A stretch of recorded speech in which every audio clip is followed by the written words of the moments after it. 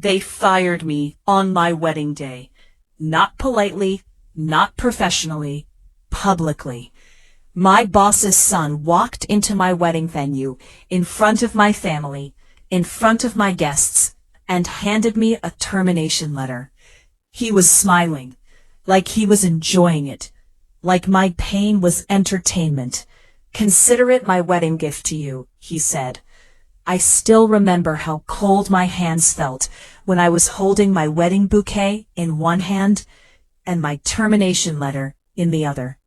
My name is Maya, and that was the day my life changed forever. The wedding hall was beautiful, white flowers everywhere, soft music playing, my mother crying because she was happy. I was supposed to start a new life, new husband, new home, new future. I worked 5 years to reach that moment. 5 years of struggle. 5 years of proving myself in corporate life. But then he came. Harrington, my boss's son. Rich, powerful, arrogant. He didn't even sit down.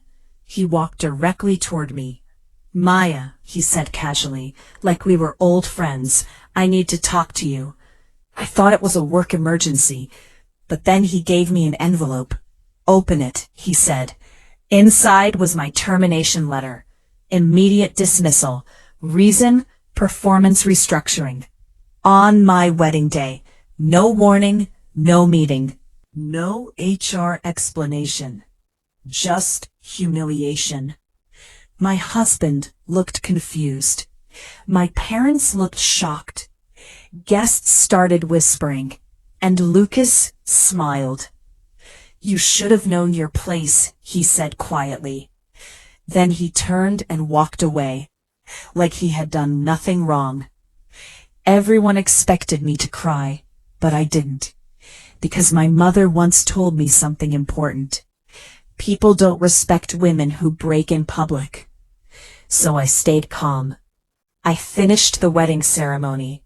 But emotionally, I was not there. I was thinking about everything. 3 years of loyalty, late nights working, emergency project meetings, client crisis handling. I helped build their expansion strategy, and they fired me like I was nothing, like I was replaceable. That hurt more than the termination. The unknown caller. That night, my phone started ringing. Unknown number. Ignored it. Then it rang again. And again.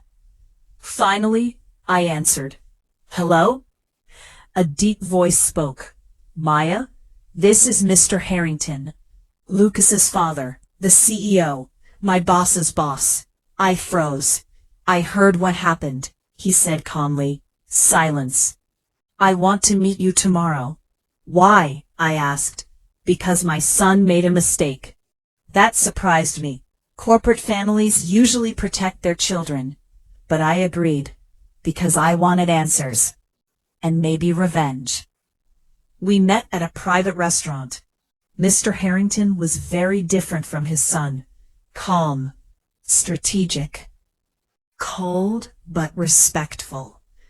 He didn't start with apology. He started with business. "You were not fired for performance," he said. "I know," I replied. He looked surprised. "My son is trying to take control of the company," he said. I stayed quiet. "He wants to remove loyal employees so he can replace leadership with his own network." So, it wasn't about me. It was about power. And I was collateral damage. Then he said something shocking. "I want you to help me stop him." That was the first big twist. Why me? He offered me a consulting contract. Not employee position, consulting authority. High payment, executive access. But more importantly, strategic influence. "If you help me," he said, "I will make sure your career is protected."